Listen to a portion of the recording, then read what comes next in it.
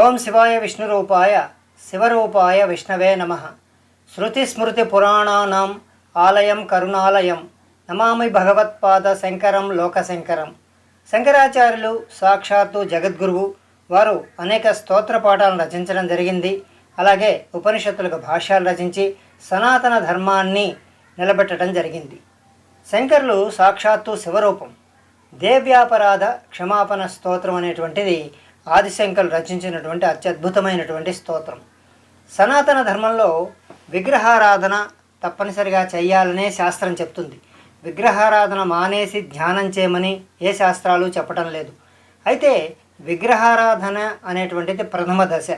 ఈ దశ నుంచి వాళ్ళు క్రమంగా పైకి వెళ్ళి క్రమముక్తి సాధించాలి అన్నటువంటిదే ఈ మోక్ష మార్గానికి పెద్దలు చెప్పేటువంటి అభిప్రాయం.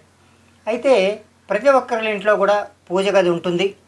ఆ పూజ గదిలో అనేక దేవీ దేవతా మూర్తులు ఉంటాయి. వాళ్ళు ప్రతిరోజు కూడా పూజలు చేసి షోడశోపచారాలు సమర్పించి నైవేద్యాలు సమర్పించి భక్తి శ్రద్ధలతో వాళ్ళని ధ్యానిస్తూ ఉంటారు. ఈ పూజా గది అనేటువంటిది సాధ్యమైనంత వరకు ఈశాన్యంలో ఉంచుకోవటం మంచిది. అలాగే మనం పూజ చేసేటప్పుడు తూర్పు వైపు ముఖంగా ఉండి పూజ చేసినట్లయితే అనేక రకాలైనటువంటి శుభ ఫలితాలు మనకి కనిపిస్తాయి. విగ్రహాల గురించి చాలామంది ఏం చేస్తుంటారంటే, వాళ్ళు తీర్థయాత్రలకు వెళ్ళినప్పుడు వాళ్ళు కనిపించిన విగ్రహం వల్ల తీసుకొచ్చి ఇంట్లో పూజా గృహంలో ఉంచుతారు.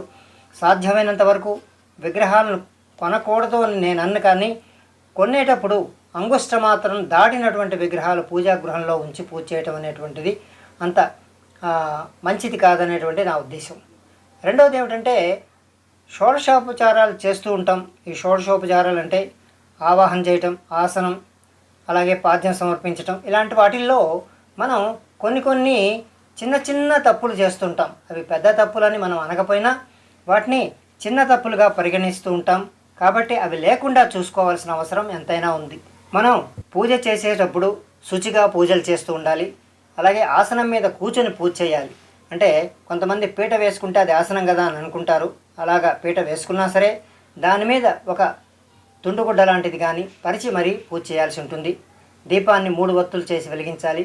అలాగే వాడిన పూలన్నీ కూడా నిర్మాల్యాన్ని వెంటనే కిందటి రోజే తీసేసి ఉదయాన్నే శుభ్రమైనటువంటి పూలని దేవుడికి సమర్పించాల్సి ఉంటుంది.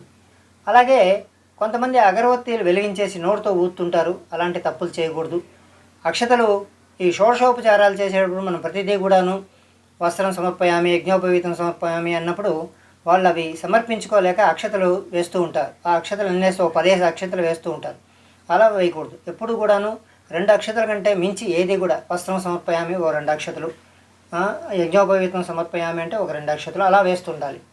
అలాగే మనస్సు నిర్మలంగా ఉంచి భగవంతుని మీద కేంద్రీకరించాలి. ఎటువంటి చెడు ఆలోచనలు కూడా రానియకుండా చేయాలి. సనాతన ధర్మం ఏదైతే పద్ధతులు చెప్పిందో అవి వాటిని పాటిస్తూ పూజలు చేసిన తర్వాత కూడా అవి పాటిస్తూ ఉండాలి. అంటే అబద్ధం చెప్పకపోవటం, ఎదుటి వాళ్ళని దూషించకుండా ఉండటం, ఎదుటివారికి హాని చేయకుండా ఉండటం, ఇలాంటివన్నీ కూడాను చేస్తూ ఉండాలి. మానవులు సంసార బంధనాల్లో ఉండి ఈ రకమైనటువంటి మానసిక పూజలు చేసేటప్పుడు, ఈ రకమైనటువంటి విగ్రహారాధన చేసేటప్పుడు, పూజా గదిలో చేసేటప్పుడు కొన్ని తెలిసో తెలియకో కొన్ని తప్పులు దొరుకుతూ ఉంటాయి. అయితే ఈ తప్పులు దొరికినప్పుడు ఎలాగా మనకి ఏమిటి ప్రాయశ్చిత్తం అనే దానికి సమాధానంగా జగద్గురు అయినటువంటి ఆదిశంకరులు ఈ అమ్మవారిని ప్రార్థిస్తూ ఈ స్తోత్రాన్ని రచించడం జరిగింది. దీన్ని ప్రతిరోజు కూడా చదువుకోవాలి. ఏ రోజు చదువుకోవాలి, ఏ రోజు చదువుకోకూడదు, ఎన్ని రోజులు చదువుకోవాలి, ఎన్నిసార్లు చదువుకోవాలి అనేటువంటిది కాకుండా ప్రతిరోజు కూడా చదువుకొని ఆ తప్పుల్ని క్షమించమని అమ్మవారిని దయతో మనం ప్రార్థించినట్లయితే అమ్మవారు దయతో మనల్ని క్షమించడానికి అవకాశం ఉంటుంది. ఓం న మంత్రం నో యంత్రం తదపి చ న జానే స్తుతిమః న చాహ్వానం ధ్యానం తదపి చ న జానే స్తుతి కథా న జానే ముద్రాస్తే తదపి చ న జానే విలపనం పరం జానే మాతస్పదనుసరణం క్లేశహరణం విధేరజ్ఞానేన ద్రవిణ విరహేనాలసతయా విధేయాస్యక్యత్వాత్తవ చరణయోర్యాచ్యుతిరభూత్ తదేక్తక్షంతవ్యం జనని సకలోద్ధారిణి శివే కుపుత్రో జాయేత క్వచిదపి కుమాతా నభవతి పృథివ్యాం పుత్రాస్తే జనని బహువసంతి సరళాః పరం తేషాం మధ్యే విరళతరలోహం తవ సుతః మదీయోయం త్యాగః సముచితమిదం నో తవ శివే కుపుత్రోజ్జాయేత క్వచిదపి కుమాతా న భవతి జగన్మాతర్మాతస్తవ చరణసేవా నరచిత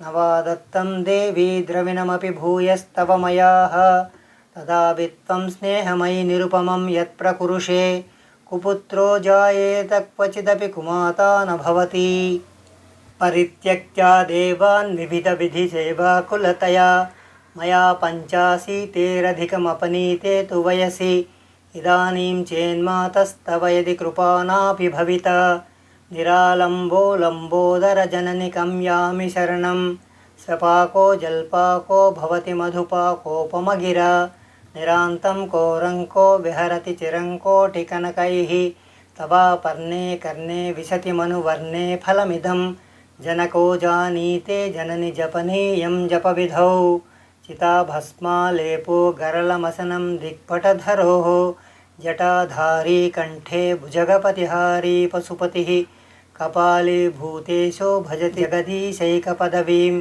భవానీ త్వత్ప్రాణిగ్రహణ పరిపాటీ ఫలమిదం న మోక్షస్యాకాంక్షా న చ విభవవాంఛాపి చ న మే న విజ్ఞానాపేక్షా శశిముఖి సుఖేచ్ఛాపి న పునః అతస్త్వాం సంయాచే జనని జననం యాతు మమ వై మృడాని రుద్రాని శివ శివ భవానీతి జపతః నారాధితాసి విధినా వివిధోపచారైః కిం రూక్షచిందన పరైర్న కృతం వచోభిః శ్యామే త్వమేవ యది కించన మయ్యనాథే దచ్చే కృపాముచితమంబ పరంతవైవ ఆపత్సుమగ్నస్మరణం త్వదీయం కరోమి దుర్గే కరుణార్ణవే శివే నైతచ్చటత్వం మమ భావయేధా క్షుధా తృషార్తా జననీం స్మరంతి జగదంబ విచిత్రమత్ర కిం పరిపూర్ణా కరుణాస్తి చేన్మయీ అపరాధ పరంపరావృతం నహి మాతా సముపేక్షతే సుతం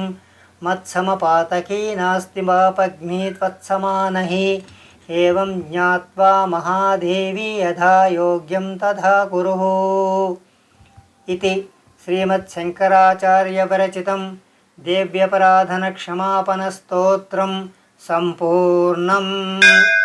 ఈ స్తోత్రాన్ని ప్రతిరోజు కూడా అందరూ వినాల్సి ఉంటుంది. ఎందుకంటే మనం మొదటనే చెప్పుకున్నట్టు పూజ చేసేటప్పుడు, పూజ ఆరంభించేటప్పుడు, పూజ పూర్తయ్యేటప్పుడు కూడాను కొన్ని రకాలైనటువంటి దోషాలు దొరుకుతాయి.